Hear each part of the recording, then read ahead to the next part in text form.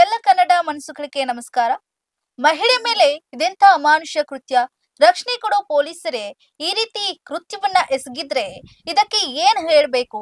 ಅದರಲ್ಲೂ ಒಂದು ರಾಜಕೀಯ ಪಕ್ಷದ ಕಾರ್ಯಕರ್ತೆಯ ಮೇಲೆ ಇಂಥ ಅಮಾನುಷ ಕೃತ್ಯ ಎಸಗಿದ್ದಾರೆ ಅಂದ್ರೆ ಇನ್ನು ಸಾಮಾನ್ಯ ಮಹಿಳೆಯರ ಗತಿಗೇನು? ಈ ರೀತಿ ಮಹಿಳೆಯನ್ನ ವಿವಸ್ತ್ರಗೊಳಿಸಿ ರಾಕ್ಷಸಿಯ ಕೃತ್ಯದ ವಿಡಿಯೋ ಈಗ ಎಲ್ಲೆಡೆ ವೈರಲ್ ಆಗ್ತಾ ಇರುವಂತದ್ದು. ಈ ಕುರಿತು ಒಂದು ಸ್ಪೆಷಲ್ ಸ್ಟೋರಿ ಇದೆ. ನೀವು ನೋಡ್ತಾ ಇದ್ದೀರಾ ಪಿಪಿ ನ್ಯೂಸ್. ನಾನು ಭುವನ. ಹೌದು, ಹುಬ್ಬಳ್ಳಿಯಲ್ಲಿ ಇಂಥದ್ದೊಂದು ಅಮಾನುಷ ಘಟನೆ ನಡೆದು ಹೋಗಿದೆ. ಹುಬ್ಬಳ್ಳಿಯ ಕೇಶವಾಪುರ ಪೊಲೀಸರು ಬಿಜೆಪಿ ಕಾರ್ಯಕರ್ತೆಯೊಬ್ಬರಿಗೆ ಬಟ್ಟೆ ಬಿಚ್ಚಿ ಹಲ್ಲೆ ನಡೆಸಿರುವ ವಿಡಿಯೋ ಸದ್ಯ ಎಲ್ಲೆಡೆ ವೈರಲ್ ಆಗ್ತಾ ಇದೆ. ಕಾಂಗ್ರೆಸ್ನ ನಗರ ಪಾಲಿಕೆ ಸದಸ್ಯ ನೀಡಿದಂತ ದೂರಿನ ಮೇರೆಗೆ ಪೊಲೀಸರು ಈ ರೀತಿಯ ದರ್ಪವನ್ನ ಮೆರೆದಿದ್ದಾರೆ ಎನ್ನಲಾಗ್ತಾ ಇದೆ. ಬಿಜೆಪಿ ಕಾರ್ಯಕರ್ತೆಯನ್ನ ಬಂಧಿಸೋದಕ್ಕೆ ಮುಂದಾದಾಗ ಈ ವೇಳೆ ಪ್ರತಿರೋಧವನ್ನ ತೋರಿದಂತ ಮಹಿಳೆ ಬಟ್ಟೆ ಬಿಚ್ಚಿ ಕ್ರೌರ್ಯವನ್ನ ಮೆರೆದಿದ್ದಾರೆ ಅಂತ ಹೇಳಲಾಗ್ತಾ ಇದೆ. ಈ ಕುರಿತು ವಿಡಿಯೋ ಸದ್ಯ ಸೋಷಿಯಲ್ ಮೀಡಿಯಾದಲ್ಲಿ ಸಖತ್ ವೈರಲ್ ಆಗ್ತಾ ಇರುವಂತದ್ದು ಸದ್ದು ಕೂಡ ಮಾಡ್ತಾ ಇದೆ. ಘಟನೆಗೆ ಇನ್ನು ಹಳೆ ವೈಷಮ್ಯ ಕಾರಣ ಅಂತ ಕೂಡ ಹೇಳಲಾಗ್ತಾ ಇದೆ.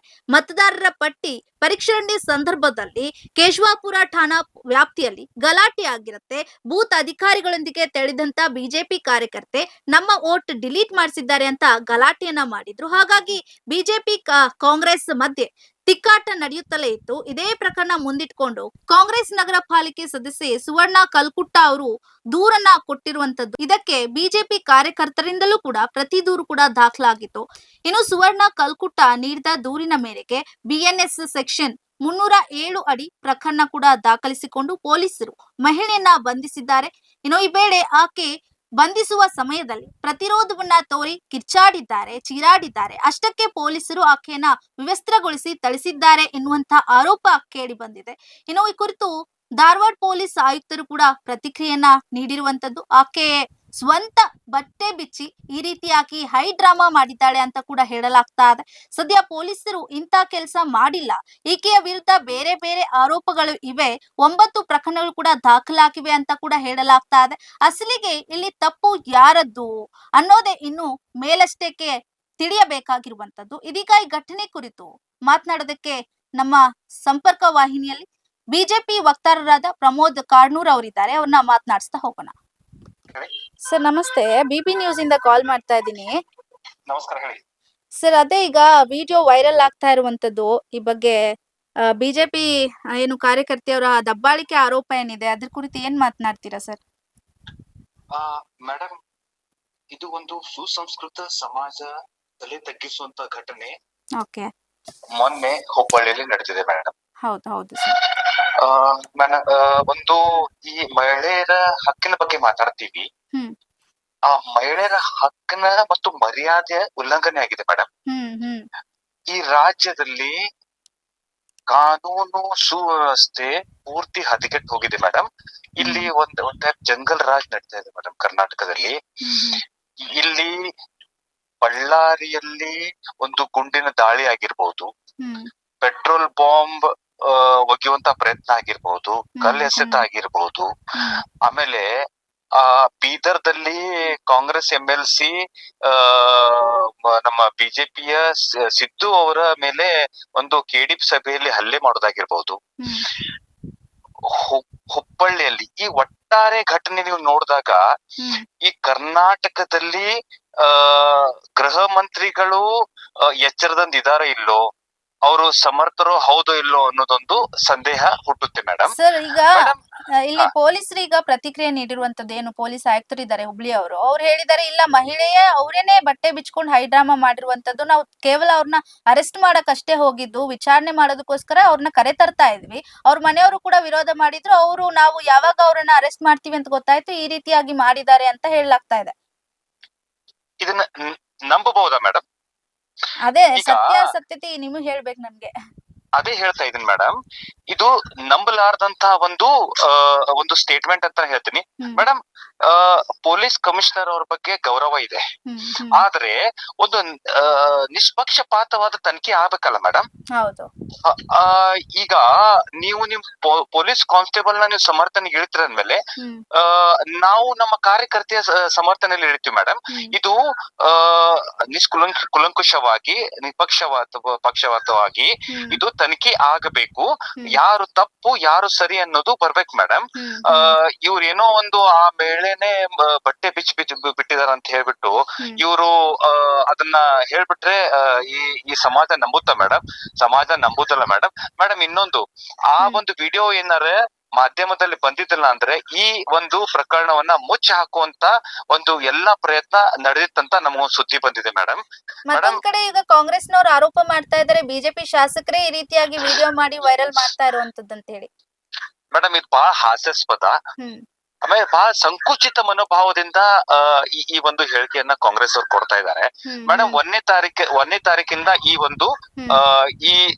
ಈ ಕೇಸಿನ ಒಂದು ಕಂಟಿನ್ಯೂಯೇಷನ್ ಅಂತಾನೆ ಹೇಳ್ತೀನಿ ಮೇಡಮ್. ಈಗ PLO ಜೊತೆ ಹೋಗ್ಲಿಕ್ಕೆ PLA ಅವ್ರಿಗೆ ಪೂರ್ಣ ಪ್ರಮಾಣದ ಹಕ್ಕಿದೆ ಮೇಡಮ್.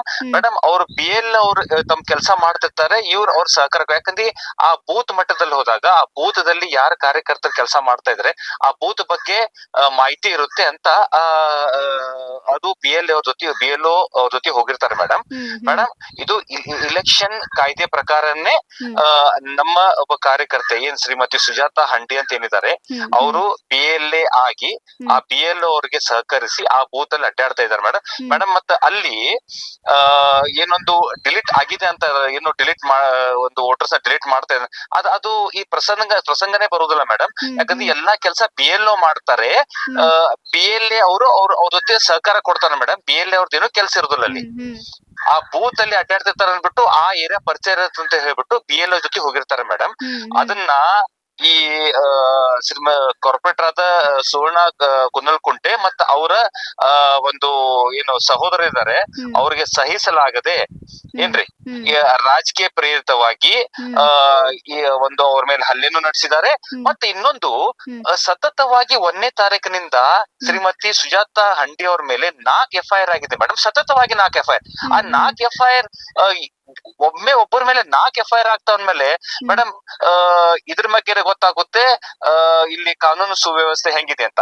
ಅದೇ ಸಾಕ್ಷಿ ಇದ್ದಿದ್ದಕ್ಕೆ ನಾವು ದಾಖಲೆ ಮಾಡಿರೋದು ಅಂತ ಹೇಳಿರುವಂತದ್ದು ಮೇಡಮ್. ಒಬ್ಬ ವ್ಯಕ್ತಿ ಮೇಲೆ 4 FIR ಅಂತ ಅಂದ್ಮೇಲೆ ಒಂದು ಸಮಾಜ ವಿಚಾರ ಮಾಡುತ್ತೆ ಇಲ್ಲೋ? ಒಂದು ಪ್ರಜ್ಞಾವಂತ ಸಮಾಜ ಒಬ್ಬ ವ್ಯಕ್ತಿ ಮೇಲೆ 4 ದಿವಸದಲ್ಲಿ 4 FIR ಆಗುತ್ತೆ ಮೇಡಮ್. ಇದು ಬಹಳ ವಿಚಾರ ಮಾಡುವಂತ ಒಂದು ಸಂದರ್ಭ ಮೇಡಮ್. ಆಮೇಲೆ ಅದೇ ಶ್ರೀಮತಿ ಸುಜಾತಾ ಹಂಡಿ ಮತ್ತೆ ಅವರ ಪರಿವಾರದವರು ಕೌಂಟರ್ ಕೇಸ್ ಕೊಡ್ಲಿಕ್ಕೆ ಹೋದಾಗ ಇವ್ರು ತಗೊಂಡಿಲ್ಲ ಮೇಡಮ್. ಪೊಲೀಸರು ಯಾಕೆ ತಗೊಂಡಿಲ್ಲ ಮೇಡಮ್? ತಗೋಬೇಕಲ್ಲ.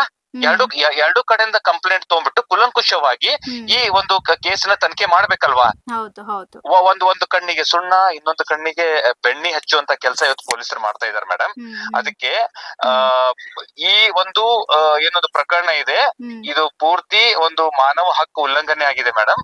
ಹಾಗಾಗಿ ನಾನು ಗೃಹ ಸಚಿವರಲ್ಲಿ ಏನೊಂದು ಅವ್ರ ಅಸಮರ್ಥರ ಅನ್ನೋದೊಂದು ಏನೊಂದು ನಡೆದಿದೆ, ಇದ್ರ ಮಧ್ಯದಲ್ಲೇನೆ ಈಗೂ ಅವ್ರ ಗೃಹ ಮಂತ್ರಿ ಇರೋದ್ರಿಂದ ಅವ್ರಿಗೆ ನಾ ವಿನಂತಿ ಮಾಡ್ಕೊತಾ ಇದ್ದೀನಿ, ಈ ಒಂದು ಪ್ರಕರಣವನ್ನ ಕುಲಂಕುಷವಾಗಿ ತನಿಖೆ ಮಾಡಿ ಯಾರು ಅಪರಾಧಿಗಳಿದ್ದಾರೆ ಅವ್ರಿಗೆ ಶಿಕ್ಷೆ ಪೊಲೀಸರಾಗ್ಲಿ ಅಥವಾ ಕಾರ್ಪೊರೇಟರ್ ಸುವರ್ಣ ಕುನ್ನಲ್ಕುಂಟೆ ಮತ್ತು ಅವ್ರ ಸಹೋದರ ಆಗ್ಲಿ ಯಾರೇ ಆಗ್ಲಿ ಮೇಡಮ್, ಇದು ಕುಲಂಕುಷವಾಗಿ ತನಿಖೆ ಆಗಿ ಅವ್ರಿಗೆ ಶಿಕ್ಷೆ ಆಗ್ಬೇಕಂತ ಅನ್ನೋದಿದೆ ಮೇಡಮ್. ಇಂತ ಸಭ್ಯ ಸಮಾಜದಲ್ಲಿ ನಾವು 21ನೇ ಶತಮಾನದಲ್ಲಿ ಮುನ್ನಡೆಯೋತ್ನೆಗೆ ಇವತ್ತು ನಾವು ಮಹಿಳೆಯರಿಗಾಗಿನೇ ಎಷ್ಟೋ ಸ್ಕೀಮ್ಗಳು ಬಿಡುವಂತಾಗ, ಅಂದ್ರೆ ಮಹಿಳೆಯರಿಗೆ ನಾವು ಒಂದು ಅವ್ರ ಮೇಲ್ ಬರ್ಬೇಕಂತ ನಾವು ಎಲ್ಲ ಸರ್ಕಾರಗಳು ಪ್ರಯತ್ನ ನಡೆಸುವಾಗ ಇಂತ ಘಟನೆ ಒಂದು ಪ್ರಜ್ಞಾ ಸಮಾಜ ಮತ್ತು ಸುಸಂಸ್ಕೃತ ಸಮಾಜ ತಲೆ ತೆಗೆಸುವಂತ ಒಂದು ಪ್ರಕರಣ ಇದಾಗಿದೆ ಮೇಡಮ್ ಹುಬ್ಬಳ್ಳಿಯಲ್ಲಿ. ಓಕೆ ಸರ್, ನಾವು ಇದ್ರ ಬಗ್ಗೆ ಪ್ರಶ್ನೆ ಮಾಡ್ತೀವಿ ಖಂಡಿತವಾಗ್ಲೂ. ಥ್ಯಾಂಕ್ ಯು ಸೋ ಮಚ್ ಇಷ್ಟೊತ್ತು ನಮ್ ಜೊತೆಗೆ ಇದ್ದಿದ್ದಕ್ಕೆ. ನಮಸ್ಕಾರ ಮೇಡಮ್, ಥ್ಯಾಂಕ್ ಯು. ಎಸ್ ನೋಡಿದ್ರಲ್ಲ ವೀಕ್ಷಕರೇ, ಒಂದ್ ಕಡೆ ನೋಡಿ ಈಗ ಅಲ್ಲಿ ಒಂದು ಬೂತ್ ಕೆಲಸ ವಿಚಾರವಾಗಿ ಹೋದಾಗ ಅಧಿಕಾರಿಗಳ ಜೊತೆಗೆ ಹೋದಾಗ ಅವರಿಗೆ ಕಾರ್ಯಕರ್ತರಾಗಿ ಅಲ್ಲಿ ಬಿಜೆಪಿಯ ಬೂತ್ ಅವರು ಒಂದು ಅಧಿಕಾರವನ್ನು ವಹಿಸ್ಕೊಂಡಿದ್ದಾಗ ಅವ್ರಿಗೂ ಕೂಡ ಎಲ್ಲಾ ರೀತಿಯಾದಂತ ಕೆಲಸವನ್ನ ಮಾಡುವಂತ ಅಲ್ಲಿ ಅವ್ರಿಗೆ ಏನು ಒಂದು ಹಿಡಿತ ಇರುತ್ತೆ. ಆದ್ರೂ ಕೂಡ ಅಲ್ಲಿ ಗಲಾಟೆ ಆಗುತ್ತೆ. ಗಲಾಟೆ ಆದ ನಂತರದಲ್ಲಿ ಇವರು ಕೂಡ ಕಂಪ್ಲೇಂಟ್ ಅನ್ನ ಕೊಡೋದಕ್ಕೆ ಮುಂದಾಗ್ತಾರೆ ಕಾರ್ಯಕರ್ತೆ ಕೂಡ. ಆದ್ರೆ ಪೊಲೀಸರು ಎಲ್ಲೋ ಒಂದ್ ಕಡೆ ತಗೊಂಡಿಲ್ಲ. ಆದ್ರೆ ಅವರ ವಿರುದ್ಧಲೇ ಕೂಡ ಎಫ್ಐಆರ್ ದಾಖಲಾಗುತ್ತೆ ಅನ್ನುವಂತ ಮಾತನಾಡಿರುವಂತದ್ದು. ಜೊತೆಗೆ ಈಗ ಏನು ಕಾಂಗ್ರೆಸ್ನವರು ಆರೋಪ ಮಾಡ್ತಾ ಇದ್ದಾರೆ, ಜೊತೆಗೆ ಬಿಜೆಪಿಯವರೇ ಈ ರೀತಿಯಾದಂತ ವಿಡಿಯೋವನ್ನ ಮಾಡಿಸಿ ಒಂದು ಈ ಎಲ್ಲ ಒಂದು ಹೈ ಡ್ರಾಮಾವನ್ನ ಕ್ರಿಯೇಟ್ ಮಾಡಿರೋದು ಅಂತ ಕೂಡ ಹೇಳಲಾಗ್ತಾ ಇದೆ. ಸದ್ಯ ಅಸಲಿ ಏನಿದೆ, ಮಹಿಳೆ ನಿಜವಾಗ್ಲೂ ಬಟ್ಟೆನ ಬಿಚ್ಚಿ ಈ ರೀತಿಯಾದಂತ ಒಂದು ಏನು ಸೀನ್ ಕ್ರಿಯೇಟ್ ಮಾಡಿದ್ರ ಅಥವಾ ಈ ರೀತಿಯಾದಂತ ದಬ್ಬಾಳಿಕೆಯನ್ನ ನಡೆಸೋದಕ್ಕೆ ಮುಂದಾದ್ರ, ಪೊಲೀಸರ ಮೇಲೆ ಹೊರೆಯನ್ನ ತರೋದಕ್ಕೆ ಈ ರೀತಿಯಾದಂತ ಡ್ರಾಮಾವನ್ನ ಮಾಡಿದ್ರ ಅಂತ ಒಂದು ಪ್ರಶ್ನೆ ಮತ್ತೊಂದ್ ಕಡೆ ಆದ್ರೆ, ಇನ್ನೊಂದು ಕಡೆ ನಿಜವಾಗ್ಲೂ ಕೂಡ ಕಾನೂನಲ್ಲಿ ಒಂದು ಹೆಣ್ಣು ಮಗಳಿಗೆ ಅಂತ ಅಂದ್ರೆ ಇಲ್ಲಿ ಕಾರ್ಯಕರ್ತೆಯನ್ನ ಅಂತ ಅನ್ನೋದನ್ನ ಬಿಟ್ಟು ಬಿಡೋಣ. ಒಂದು ಹೆಣ್ಣು ಮಗಳು ಅಂತ ನೋಡೋದಾದ್ರೆ ಹೆಣ್ಣು ಮಗಳಿಗೆ ಇಲ್ಲೆಲ್ಲೋ ಒಂದು ಕಡೆ ಮರ್ಯಾದೆ ವಿಚಾರಕ್ಕಾಗ್ಲಿ ಅವರ ಒಂದು ಗೌರವಕ್ಕಾಗ್ಲಿ ಧಕ್ಕೆ ಅಂತಾನೆ ಹೇಳ್ಬೋದು. ಅದೆಲ್ಲದಕ್ಕೂ ಕೂಡ ಪೊಲೀಸರೇ ರಕ್ಷಣೆಯನ್ನ ಕೊಡಬೇಕು. ಪೊಲೀಸರೇ ಹಿತವನ್ನ ವಹಿಸಿ ಮುಂದಾಳತ್ವವನ್ನ ತೆಗೆದುಕೊಂಡು ಎಲ್ಲಾ ಕೆಲಸಗಳನ್ನ ಮಾಡಬೇಕು. ಆದ್ರೂ ಕೂಡ ಈ ರೀತಿಯಾದಂತಹ ವಿಡಿಯೋಗಳು ಈ ಸದ್ಯ ವೈರಲ್ ಆಗ್ತಾ ಇರುವಂತದ್ದು. ಸದ್ಯ ನೋಡೋಣ ಯಾರು ವಿಡಿಯೋ ಮಾಡಿರೋದು, ಅಷ್ಟಕ್ಕೂ ಅಲ್ಲಿ